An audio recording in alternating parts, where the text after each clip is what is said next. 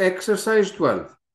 At a grocery store, oranges cost $1.20 per pound and bananas cost 0.6 per pound respectively.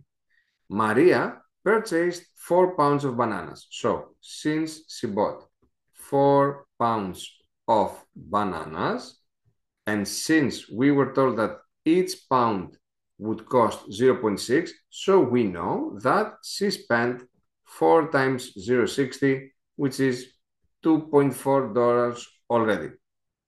If the total cost was 6, how many pounds of oranges did Maria purchase? So, out of the 6 possible dollars that she could spend, she has already spent 2.4, which means that she has a remaining of $3.6 to spend on oranges. Since each orange is cost 1.20 per pound, then if we simply divide 3.60 over 1.20, we would get that she can simply buy 3 pounds of oranges.